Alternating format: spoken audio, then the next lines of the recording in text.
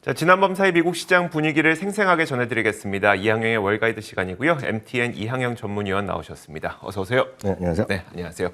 자, 미국 시장이 또 지난밤 사이 커다란 혼조세를 보였어요. 미국 시장 한번 봐주시겠어요? 네, 맞습니다. 하락폭이 또 상당 부분 진정되기도 했지만은요, 장중에 보면 이제 등락이 위아래로 좀 출렁거렸습니다.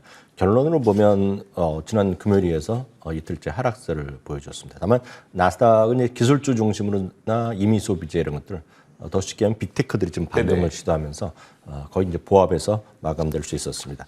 섹터별로 보면 기술주, 이미 소비재 그리고 커뮤니케이션 sek터 등이 좀 올랐고요.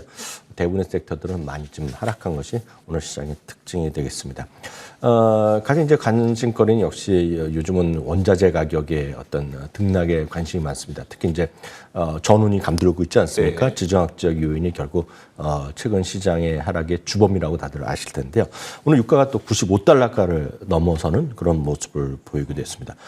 그러다 보니 이제 변동성 지표라고 얘기하고 우리가 흔히 공포지수라고 얘기하는 것들이 있는데요. 공포지수가 오늘은 30포인트를 넘나드는 그런 네네. 모습을 보이면서 지난 주말에도 상당히 강했죠. 오늘도 거의 장중 10% 넘게 치솟기도 하는 모습이었습니다. 혹시 기억하실 분 계시겠습니다. 지난 목요일 날도요. 미국 현지 시간 목요일 기준으로 저희 이제 금요일 날 아침 말씀드린 바가 있습니다. 세인트루이스의 연방은행 존재죠. 제임스 블러드 총재가 그 당시에 이제 블룸버그랑 얘기했고 오늘은 CNBC랑 얘기를 하는데 연준이 보다 공격적으로 이제 대응을 해야 된다는 얘기하면서 하는 거죠. 그래서 지난번에는 구체적으로 이번 3월 달에 50bp를 올리고 7월까지 100bp, 7월까지 1%를 지금보다 올려야 된다. 아주 강한 얘기를 했는데요. 오늘도 비슷한 얘기를 하는 겁니다. 그러면서 오늘은 수치를 구체적으로 따로 얘기를 안 했지만 테이퍼링이라든가 또 풀어서 말씀드리면 대차대조비 축소죠. 이런 것들을 보다 좀 적극적으로 빨리 해야 된다. 이런 얘기를 하는 거거든요. 그러다 보니 시장에서 좀 당연히 좀 부담스러운 부분이 되겠죠. 그러다 보니 오늘 10년물 금리가 오늘도 지난 금요일도 마찬가지인데 오늘도 장중에 2%를 넘나드는 모습이 되겠고요. 이 이제 반대되는 것은 결국 미국 달러라든가 최근에 여러 가지 지정학적 요인이 맞물려 있는 것인데요. 뭔가 좀 안전자산을 물류되는 것이 전통적인 시각에서만 말씀드리면 미국 달러랑 금이거든요. 그러니까 미국 달러 같은 경우가 오늘 다시 한번 지난 주말에 의해서 상승하는 모습이었고요. 오늘 그 달러 같은 경우는 1,870달러 언저리까지 올라가는 그런 모습을 보여주고 있습니다. 그래서 이 정도 수준이면 작년 이래 최고 수준을 한번 도전할 수도 있다. 라고 이해가 저는 생각하고 있네요. 알겠습니다. 자, 그렇다면 이제 주요 종목들은 어땠을지 한번 볼 텐데 빅테크 기업들도 사실 어제 변동성을 피해가지 못했던 것 같습니다. 어땠을까요? 그래도 막판에 이제 분전을 하면서 대부분이 이제 플러스 보합 건에 일단 마감될 수 있습니다. 떨어지더라도 하락폭이 상당 부분 만회하면서 일단 마감됐습니다. 애플 같은 경우는 강보합으로 끝났고요. 마이크로소프트는 뭐 약보합이지만 뭐 보합으로 끝났다라고 이해하셔야 되겠습니다. 아마존도 마찬가지죠. 1.2% 정도 오를 수 있었습니다. 테슬라가 한 1.8% 정도 반등하는 모습을 보여주었습니다. 특히 이제 최근 들어서 기술주 중에서도 지금 반도체 중에서도 마이크론 테크놀로지를 얘기하는 분이 많이 있거든요. 네. 그것은 이제 우리나라 삼성전자랑 거의 이제 같은 움직임이 되겠지만 웨드부시에서 기존의 중립에서 매수로 좀 올려놨고요. 목표 주가를 100달러에서 120달러로 오늘 올려놨습니다. 그러면서 오늘 마이크론 테크놀로지도 강보합 정도. 물론 이것도 다 마이너스까지 났었는데요. 막판에 결국 보합 수준까지 강보합까지 올려놨고요. 유가는 많이 올랐지만 엑소모빌 같은 경우 오늘 좀 쉬어가는 모습을 보여줬습니다. 어제 잠깐 말씀드렸지만 10군데 이상의 최소 10군데 이상의 목표 주가를 상향했지만 지난 금요일에 어떤 경랑에 결국 사상 최고가까지 갔다가 장중 밀려나면서 끝났던 것이 익스피디아인데요. 오늘 2.6% 올라가면서 오늘 종가 기준으로 사상 최고가로 기록했고요. 골프 좋아하시면 뭐 모를 수가 없는 브랜드죠. 캘러웨이에 대해서도 스티픈스라는 곳에서 탑픽이다 얘기하면서 이게 엄청나게 떨어졌거든요. 좀 뜨거워하는 거죠. 많은 분들이 진짜 골프를 요즘 좋아하시고 미국에서도 골프가 더 많이 친다고들 얘기하고 있는데 지금 주가는 흘러내렸는데 어떤 탑픽으로 제시한 것이 오늘 시장의 특징이 되겠습니다. 알겠습니다. 자, 다음으로 넘어가기에 앞서서 저 한 가지 더 궁금한 게 있는데 최근에는 이제 그 유가의 움직임하고 원유 기업들의 움직임이 거의 동조화됐었잖아요. 근데 지난밤 사이에 좀 그렇지 못한 거는 그냥 너무 많이 올라왔기 때문에 쉬어가기인 건가요? 아니면 좀 다른 이유가 있었던 걸까요? 모르겠습니다. 제가 봤을 때는 그 특히 필요한 이유는 없는 것 같고요. 워낙 많이 올라갔기 있었던 것에 대한 뭐 반작용 정도라고 보고 있겠고요. 큰 의미는 두기 쉽지 않습니다. 다만 최근 들어서 이런 거랑 상관없이 큰 틀에서 보면 다시 한번 확인드리면 비철 금속 같은 거 있지 않습니까? 흔히 얘기해서 상품이라고 얘기하는 것들이 지금 사상체육가 랠리를 계속 하고 있습니다. 이 상품 지수의 대표적인 것은 이제 쉽게 말씀드리면 런던에 시세가 있습니다. 네네. LM이라는 거래소가 있거든요. 그래서 여러분들이 검색하실 때 LME 인덱스 치면 나옵니다. 그거는 6개의 비철 금속으로 하거든요. 알루미늄이라든가 구리, 납, 아연 이런 등등해서 네네. 6개 하고 있는데요. 그런 것들이 꾸준히 올라가고 있습니다. 여기에는 이제 두 가지 요인이 있습니다. 지정학적 위협 때문에 특히 알루미늄이나 이런 것들이 지금 중국에서 제대로 공급이 안 된다고 네네. 해서 올라가는 것도 있겠고요. 또 하나는 경기 회복에 대한 기대감도 있을 것이고요. 또 하나는 역시 지정학적 위협 때문에 특히 일부 지역에서는 예를 들어서 팔라디움 이런 것들은 러시아가 전 세계에서 거의 대부분을 공급하는 알려지고 있고 여러분들 혹시 뭐 네온가스 들어보셨잖아요. 네네. 그 네온의 90%도 우크라이나에서 나온다고 합니다. 그러니까 그런 것들이 모든 것들이 지금 변동성 요인인데요. 네네. 여튼 그런 것들도 좀 관심 갖고 보시면 좋을 것 같고요. 참고적으로 말씀드리면 그거를 투자하는 방법은 각각의 상품 선물이 있습니다. 그래서 네네. 그걸 하시는 방법도 있겠고요.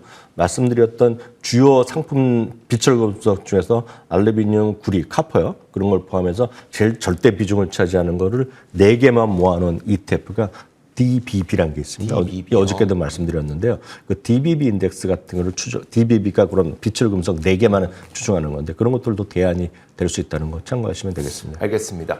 자, 그렇다면은 과연 지금의 시장 상황을 월가에서는 어떻게 좀 평가하고 있을까요?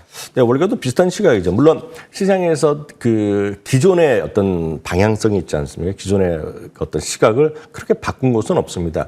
기존에 어제 말씀드린 기억이 있는데 골드만삭스가 5,100에서 4,900으로 내린 거 어저께 말씀드렸잖아요. 그걸 제외하고는 의견 자체를 바꾼 것은 아직 없는 것으로 알고 있습니다. 다만 기존의 전반전 최근 들어서의 어떤 누구나 다 말할 수 있지만 지정학적 요인이 분명히 하나 있는 것이 되겠고요. 글로벌 금리의 상승 추세. 이게 미국뿐만 아니라 전 세계가 지금 금리가 좀 올라가는 거 있지 않습니까? 이미 유럽이나 캐나다 같은 거 먼저 올려놓은 거 있지 않습니까? 영국도 마찬가지. 그러니까 금리가 올라가는 것이 분명히 시장에 좋은 건 아니거든요. 거기다가 이제 다음에 우리가 잠시 후에 또 특집에도 얘기하겠지만 지정학적 요인이 분명히 있거든요. 그러니까 지정학적 요인이 뭐 결론이 나든 안 나든 빨리 나와야지 해결이 될 텐데 그에 대한 불안감이 있는 거죠. 그러다 보니 이런 것들은 결국 미국뿐만 아니라 글로벌 주식시장에서 하방 압력이죠. 이것은 갖고 있는 사람도 불안하게 만들고 살려는 사람들도 야 기왕 지금까지 안 샀으면 기다렸다 사자 이런 심리가 다 있거든요. 전 세계 누구나 마찬가지. 기술적이나 어떤 그 자동으로 하는 펀드 투자자 말고는 개인들은 다 똑같은 심리를 갖고 있거든요. 그런 것들이 전체적으로 시장의 부담요인이라는 얘기를 크레딧 스위스에서 하고 있다라고 보셔야 되겠고요. 예를 들어서 모건 스탠리 같은 경우는 지금보다 더 10% 기본으로 떨어질 수밖에 없다 얘기하는 거죠. 물론 이 시각에 따라서 다양한 사람들이 있을 수 있습니다. 어제도 말씀드렸던 구드라우 같은 사람은 지금은 여러분들이 자산을 지켜야 되기 때문에 현금 아껴라는 얘기를 딱 하는 부분이 있는 것이 되겠죠. 어떤 분은 채권을 사야 된다는 얘기하고 있지만 채권도 그렇게 만만하지 않거든요. 금리가 올라가면 채권 가격은 떨어지는 법이기 때문에 쉽지 않습니다. 하여튼 그런 얘기를 하는 반면이 있겠고요.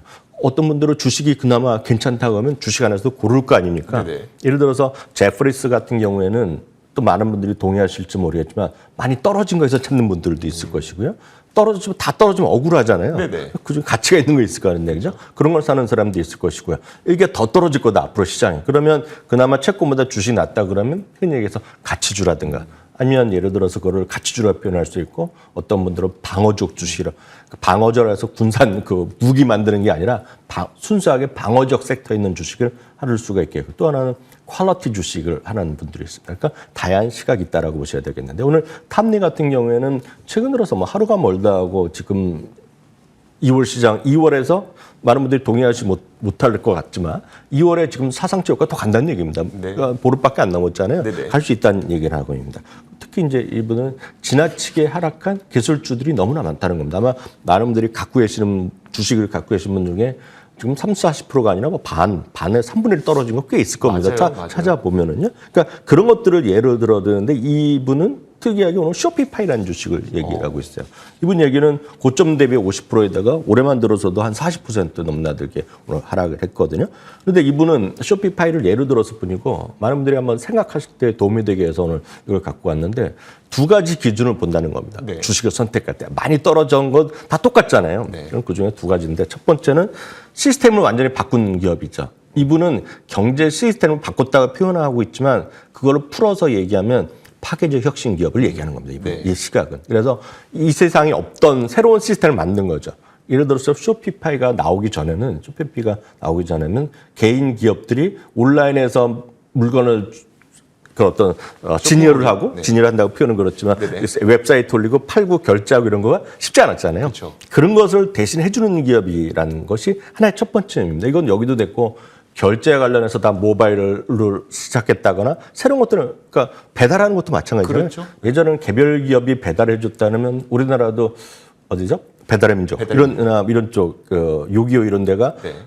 예전에 상상해서 못했던 것들이잖아요. 그쵸. 그런 것들을 예를 들어는 거예요. 이 표현은 경제 시스템을 바꿨다는 건 그런 의미가 되겠고요. 두 번째 의미는 이게 더 재미나는 건데 일상적인 언어가 된 기업이라는 겁니다. 이게 뭐냐면 뭐 구글링 이런 그런 거죠. 네. 특정 고유 명사가 일반 명사, 고유 명사가 동사화된 거죠. 그러니까 많은 분들이 쓰잖아요. 구글링 한다. 네. 우리는 나라만은 그런 게 거의 없지만 예를 들어 이런 거죠. 뭘 물어보면 예전에 보면 네이버 해봐. 네이버 찾아본다 이런 얘기죠.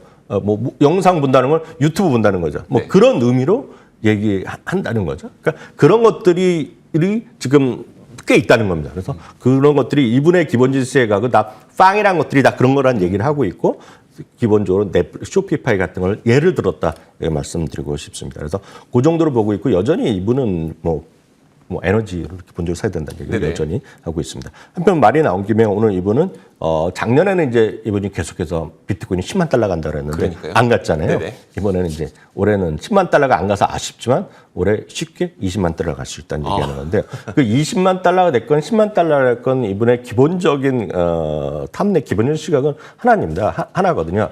미국 전체 개인들이면 기업들이 자산에서 비트코인이 차지하는 비중이 너무나 적다는 거거든요. 네. 그래서 그것이 늘어나기만 하고 안정적이만 되면 하는 건데 전제 조건이 하나 있습니다. 지금 중국 정부에서 지금 비트코인 거래를 막아놨잖아요. 네네. 이분 얘기는 그럼에도 불구하고 비트코인 살아있다는 얘기에 중점 얘기하고 있고요. 실제로 미국에서 이걸 막지 않는 한 이걸 갈 수 있다는 얘기를 하는 거죠. 네, 그렇게 이해하시면 되겠습니다. 알겠습니다.